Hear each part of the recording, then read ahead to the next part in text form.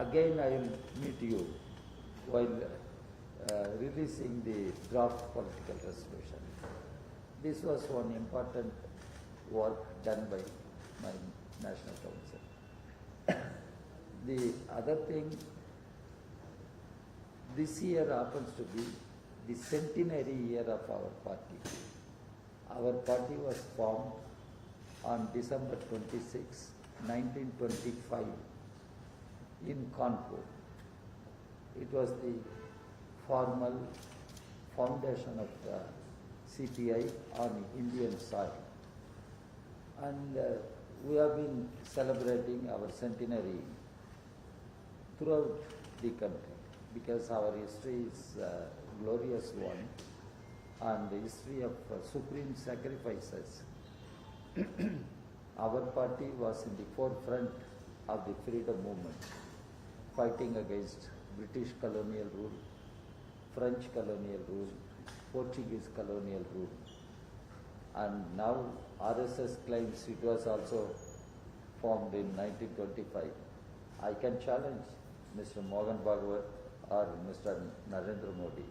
What was the role played by RSS when we were fighting against colonial rulers? We were making supreme sacrifices. What was RSS doing? Now they make big claims. I can challenge. Let them come and tell the people and the nation what they did for the freedom of this country.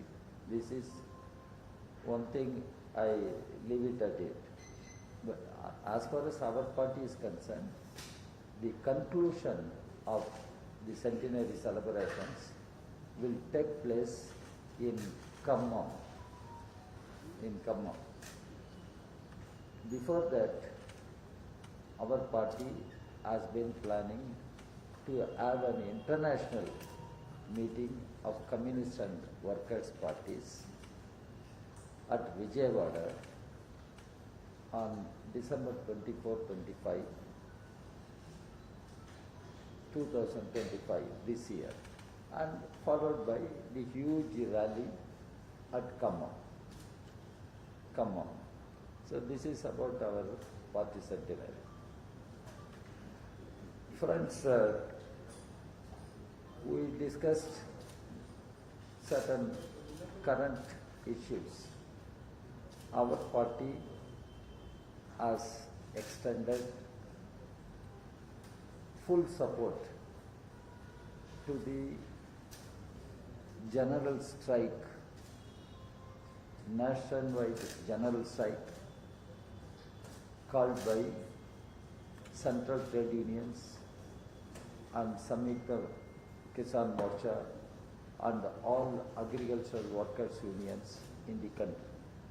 That is on 9th July.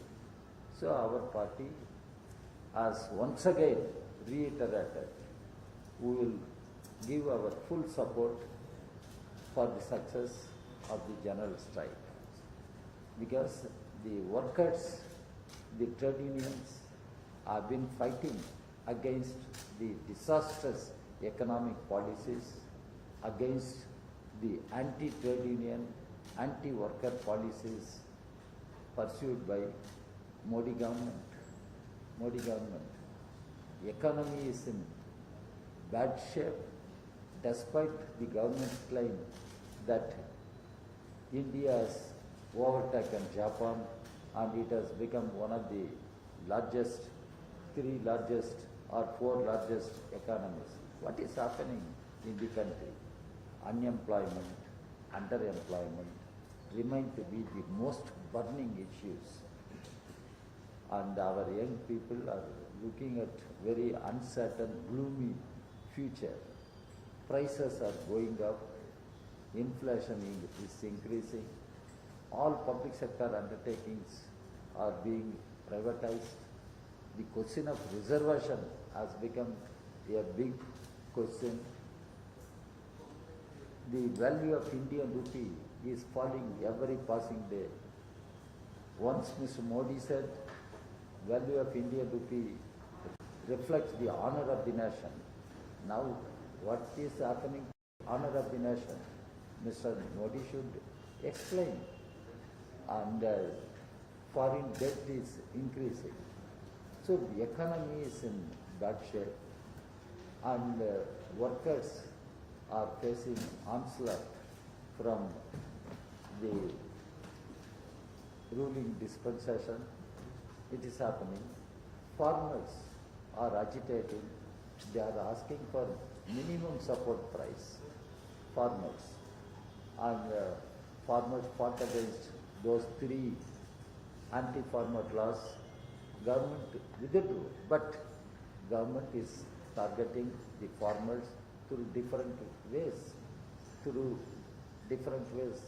Now they are going to have one compact with the United States of America, and it is going to affect our farming community, particularly the agriculture, this soya bean, dairy sector, all these are going to be affected. And already our farmers' suicides are increasing in our country. And Mr. Modi government is so insensitive to the sufferings of our farming community. In this background, this strike is organized, and our party is extending all its support for the success of that general strike. Then, friends, we are going to have elections in Bihar, elections to the State Legislative Assembly. Maybe elections are likely to be held in the month of October, November. That is the probable time. Before that, now what is happening in Bihar? The Election Commission has ordered an exercise that is called sensitive, intensive revision. What is that intensive revision? You must go through the conditions which Election Commission is placing. Bihar is a state which has huge population, and Bihar is a state which has migrant workers population also.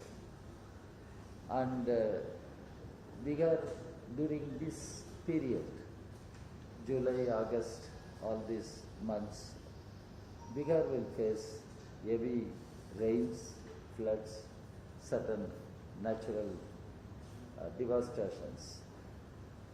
I hope such things don't happen, but every year Bihar is facing such a situation. In such a situation, the way Election Commission is asking to produce the documents, including parents' birth certificates and other things, this is putting people into very unimaginable tortures and sufferings. That is why there was meeting with the Election Commission. I represented my party in the meeting with the Election Commission. We had a long discussion. It was not a short meeting, very long meeting. Election Commission listened to our views. All 3 commissioners were present. They all listened to our views, and we also listened to them. Finally, what happened? What was the outcome of this meeting? On behalf of political parties, on behalf of our own party, CPI, we pleaded with the Election Commission, considering the difficulties of the people of Bihar, Election Commission should withdraw the exercise of so-called special intensive revision of roles. Election Commission should withdraw, postpone. And elections can be held on the basis of electoral rolls which were used for the Lok Sabha elections in 2024. After 2024, there are new voters, young people who have crossed the age of 18. They should get voting right. So no eligible voter should be denied of the right to vote. The Election Commission is a constitutional body. It has the mandate to ensure free and fair elections. Free and fair elections. It has the mandate. It has the mandate to ensure level playing field to all political parties. But whether Election Commission can ensure these things if Election Commission adheres to such exercise? This is what we have been questioning. And Election Commission, after listening to all our pleas, finally didn't indicate anything positive. Election Commission made it clear it would stick to its position and continue its exercise of special intensive revision. This we are not in agreement. We have our own disagreement with the Election Commission. Not only our party, the all parties which were present in the meeting, they all expressed disagreement with the Election Commission. But the Election Commission is not agreeing to our plea. This continues. So what is going to happen in Bihar, we will have to wait and see. Because the Election Commission is a constitutional body. It should act in accordance to the Constitution, taking into consideration the political parties are the players in our democracy. Without political parties, what elections we keep talking about? So we once again appeal to the Election Commission. Consider our opinion that the exercise of this intensive revision must be withdrawn, postponed, ensure all new voters get voting right, try to hold the elections on the electoral rolls which were used in the year 2024. This is what we made it clear to the Election Commission. Friends, now at political level, on political plane, RSS has become aggressive in attacking the very Constitution. RSS should know the history, but RSS now has become aggressive, and similar opinion is expressed by even Vice President of India and other leaders of BJP. Our party takes strong view on this. That is secularism, socialism are part of our Constitution. RSS must read the history, In the Constituent Assembly, Dr. Ambedkar had to face many views. There was tremendous pressure on Ambedkar to declare India as a theocratic nation. Ambedkar emphatically rejected India should never become a theocratic nation. That way he rejected the RSS or those days other outfits, their idea of theocratic nation. Ambedkar rejected. That is where Ambedkar categorically said, if at all Hindu Rashtra becomes reality, it will be biggest calamity for the nation. This is Ambedkar. He rejected that concept of idea of theocratic nation. India should remain democratic republic, secular democratic republic. We should understand. Even socialism, people are questioning.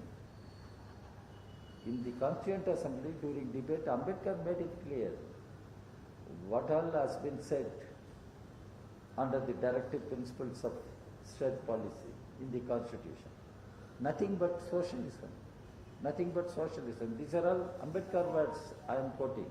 Nothing but socialism. So, secularism, socialism are basic tenets of the Constitution, foundational positions of the Constitution. Now RSS is targeting this Constitution. What RSS wants?